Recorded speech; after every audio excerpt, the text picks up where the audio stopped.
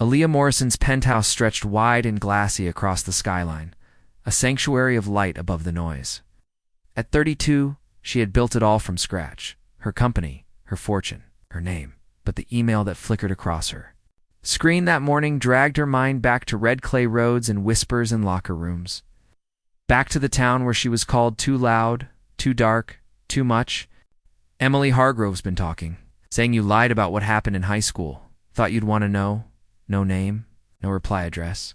Just that Aaliyah's fingers hovered above the keyboard. She didn't need to respond. She didn't need to care. She was far from that small town in Georgia, far from the girl who used to cry quietly in the school bathroom. But the name Emily Hargrove carried a weight, a venom wrapped in silk. Emily had once been the darling of Cypress Grove. High, blonde, charming, and wrapped in the smug confidence of inherited power. Aaliyah had been the scholarship kid, smart, isolated, brown-skinned. And when the incident happened, when Aaliyah had reported the bullying, the slurs, the threats, it was Emily's voice that had denied everything, her father's influence, that buried it. Now here she was, after all these years, whispering from the shadows again. Aaliyah leaned back in her chair. Sunlight streamed through the tall windows, catching the curve of her gold necklace. There were 100 ways she could respond. Legal, loud, public, but something in her didn't want noise. She wanted presence. She wanted poise. She wanted truth, to walk into a room wearing satin and make silence impossible. She opened her calendar, scanned the date. Her annual spring gala was in 2 weeks, a night of music, art, and vision, attended by CEOs, activists, senators, and storytellers. She clicked compose. "Emily, I hear you've been curious about my past. I think it's time we catch up face to face. You're invited to my upcoming gala. Enclosed is your formal invitation, dressed to impress." Warmly, Aaliyah Morrison, she smiled as she hit send. It wasn't revenge. It was architecture. She was building something. Outside, the city shimmered with late morning light. Somewhere far away, a woman with old power and a crumbling foundation would soon open a gold-rimmed, envelope hand, have no idea what was coming. The invitation stood out like a diamond on dirt. Emily Hargrove held the envelope with trembling fingers. The paper thick and creamy, her name etched in gold cursive that curled like smoke. Her chipped nail polish scraped the seal, smudging it. She sat on the sagging couch in her mother's trailer, where the air always smelled faintly of mildew and old cigarettes. Outside, the hum of insects buzzed over rusted cars and torn American flags. She read the letter 3 times. "You're invited to my upcoming gala, dressed to impress." The name at the bottom stared up at her like a smirk. Aaliyah Morrison. That girl had nerve. Emily tossed the invitation onto the cracked coffee table beside an ashtray overflowing with butts. And crushed dreams, her first instinct had been confusion, then suspicion. Then rage. She remembered Aaliyah from Cypress Grove High. Smart, ambitious, always with her nose in a book. Always correcting teachers, always acting like she was better. Emily used to call her charcoal Barbie behind her back. No one stopped her, everyone laughed. But the real shift happened during their senior year. Some incident, a misunderstanding, they said, had nearly gotten Emily expelled. Her father smoothed it over, of course. He always could. Then, not long after, her family lost everything in a shady land deal. And Aaliyah got a scholarship to some big-name university. The town whispered that the Hargroves had been cursed. Emily called it betrayal. Now here she was, 24, jobless, living with her bitter mother and an uncle who snored through the walls. She couldn't even afford her half of the electricity last month. Yet Aaliyah girl had apparently made it big. Gala, she scoffed aloud. Probably some diversity circus with fake smiles and quinoa d'oeuvres. Still, the invitation felt ... personal. Too personal. Emily stared at it again, her pulse rising. Why would Aaliyah invite her? Maybe she wanted to flaunt her success. Maybe she wanted to rub it in. Maybe she thought Emily would feel small in a room, full of liberal elites sipping champagne and talking about equity. Well, she wouldn't. If anything, it was a chance. To show she still mattered, that she hadn't faded. Talk louder than anyone, and remind people where she came from. A Hargrove wasn't meant to rot in a trailer. A Hargrove was meant to shine. Emily snatched the envelope, holding it like a weapon now. Dressed to impress? She whispered. Fine, let's play. Emily's heels clicked awkwardly against the black marble as the massive double doors closed. Behind her, she stood frozen in the foyer of Alia Morrison's estate, clutching her rhinestone clutch like a shield. Her dress tight, glittery, cheap suddenly, felt loud in all the wrong ways. Everything around her shimmered with restrained elegance. Velvet drapes, fresh orchids, string quartet played something delicate in the corner, notes floating like perfume in the air. Candlelight flickered off crystal and bronze. No one stared, but everyone noticed. She swallowed hard. This wasn't the kind of party she'd imagined. No empty flattery. No fake laughter. Just a calm, collected energy, like the people here had nothing to prove. She recognized some of them from news segments and magazines, black leaders in fashion, politics, media. A Pulitzer Prize-winning poet shook hands with a trans rights activist. A disabled artist was discussing a film project with a congresswoman. And all of them smiled when they looked at her, not mockingly, but with warmth. Welcome, said a man in a charcoal suit, handing her a flute of sparkling water. We're glad you came.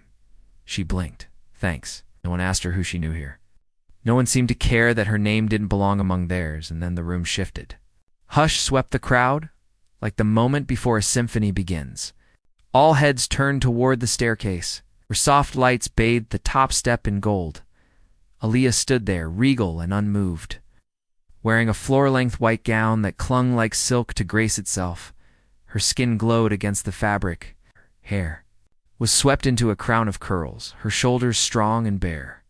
No diamonds, no flash, just presence. She descended slowly, her gaze lifting to meet Emily's. Calm, unbothered. Kind. Emily felt her chest tighten. This wasn't the girl she remembered from high school. This woman owned the room with a stillness that screamed louder than any insult. There was no smugness in her expression, only quiet control. The dress, the color, it meant something. It didn't just say, I made it. It said, I remember. Emily took a step back, heart hammering. The sparkle of her department store dress now felt cartoonish. Her hair too sprayed, her lips too red. She was trying to scream in a room full of whispers. Aaliyah reached the floor. Conversations resumed. People approached her, one by one, hugging her, thanking her, celebrating her. She greeted everyone the same way, hand to shoulder, eyes locked, intentional. No mask, no games. And not once did she look at Emily with pity or vengeance. Only acknowledgement. Emily stood near the edge of the room, forgotten, or maybe seen too clearly. She watched Aaliyah laugh softly with a young black girl in a green blazer. Watched her introduce an older couple to a gallery owner. Watched the way people leaned in. It's not because she demanded attention, but because she offered something real. Emily had walked in hoping to humiliate someone. Instead, she had been disarmed by elegance, by grace, by the unbearable absence of cruelty. And as she watched Aaliyah glide through the crowd like a living testament, something cold and quiet cracked inside her. Aaliyah stood beneath the wisteria archway in the garden, the murmurs of the gala fading behind her. The night air was cool against her bare shoulders. The white gown moved softly with the wind, pooling around her feet like calm water. She took a breath. You okay? Asked Maya, her closest friend and advisor. Approaching with 2 glasses of elderflower tonic, Aaliyah nodded, taking one. Just needed a moment. They stood in silence. Crickets chirped in the hedges. Somewhere in the distance, a jazz trio began their second set. The celebration continued. Music, laughter, progressed, but here, in the hush of the garden, memory returned. She looked down at the dress. It's the same shade as the one she wore when she was 12. That day had been picture day. She remembered standing in the mirror, smoothing the white cotton hem, imagining she looked like someone on a magazine cover. She wanted to feel beautiful. Instead, she was cornered by 4 girls in the hallway, her back shoved against a locker. Words like monkey, charcoal, why are you even here? had rained down on her. They dragged her into the janitor's closet, shut the door, and left her in darkness. No one came. And when they did, Emily Hargrove was the one who insisted it had been a prank. No punishment. No apology. Only whispers, sideways glances, and silence. "I almost didn't wear it," Alia said, her voice soft, white. "I thought maybe it'd feel ... too loaded. But then I realized if I still flinch, they still win." Maya nodded slowly. "It doesn't erase what happened, but it changes what it means. I wanted it to mean power. Purity on my own terms, not theirs." Maya smiled. "It does." Alia sipped her drink. Her gaze drifted toward the mansion. Through the tall windows where she could see Emily standing alone, hands fidgeting, eyes wandering. "She looks lost," Alia murmured. "She looks like someone who thought she was walking into a battlefield and ended up at a peace summit." Alia gave a small laugh. "That's the thing. People like her think grace is weakness." "But it's not," Maya replied. "It's strategy and strength." Leah nodded, her expression unreadable. She had never wanted revenge, not really. What she'd craved was agency, the power to write her own ending, to walk into a room, wearing the very thing that once marked her shame, and turn it into a crown. The past still whispered. It always would. But tonight, it no longer owned the room. She did. Maya touched her arm. "You ready?" Alia glanced at the stars overhead, then back at the glowing mansion.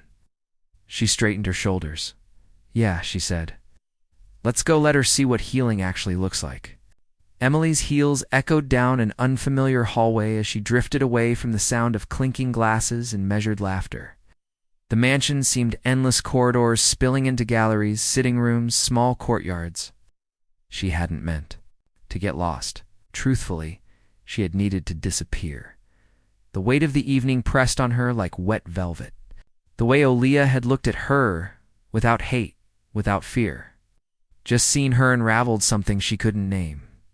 She turned a corner and saw a half-open door. Drawn to the flicker of soft light inside, she stepped through it.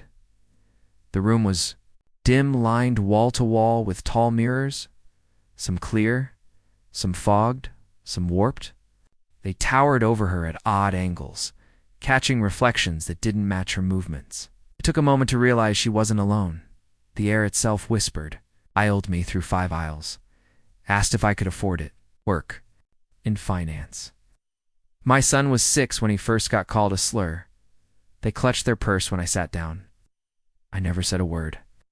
The voices played from hidden speakers, real stories from real people, raw and unfiltered.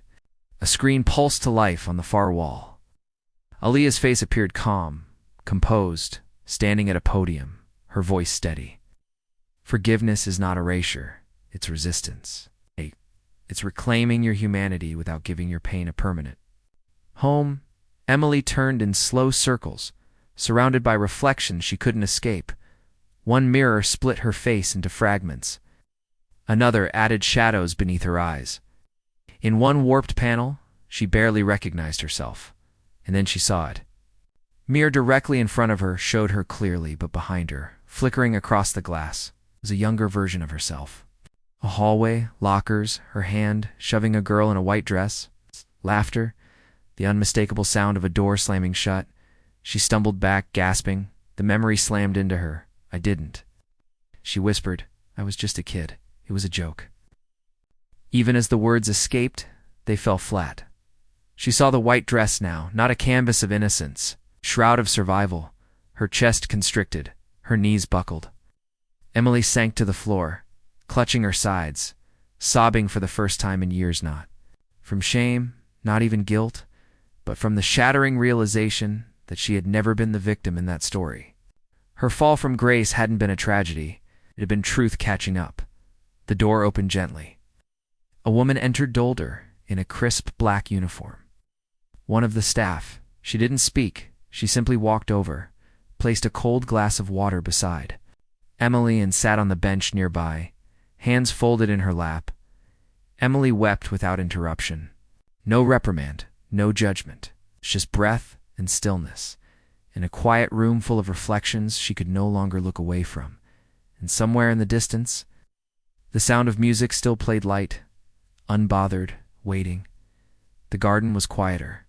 Now, the guests had drifted back inside, drawn to music and light. Aaliyah remained beneath the wisteria, one hand resting gently on the stone railing that overlooked the reflecting pool. Moonlight poured across her white gown like liquid silver. Emily stood at the edge of the patio, breath shallow, heart pounding against her ribs like a warning.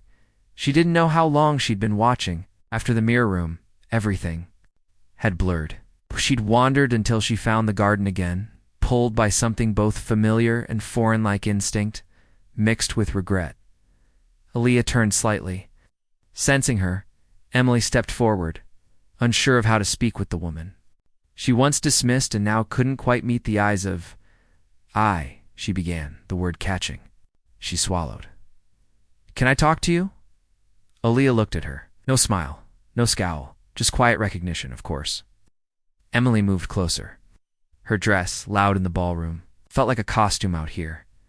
"I didn't come here to apologize," she said, voice cracking, but she paused, twisting her fingers. "I saw that room, the mirrors, the voices. I didn't expect that. I didn't expect any of this." Aaliyah said nothing. Lee listened. Emily's throat tightened. "Back then, I thought it was just how things were." "What we said." "How? We treated you. It was stupid.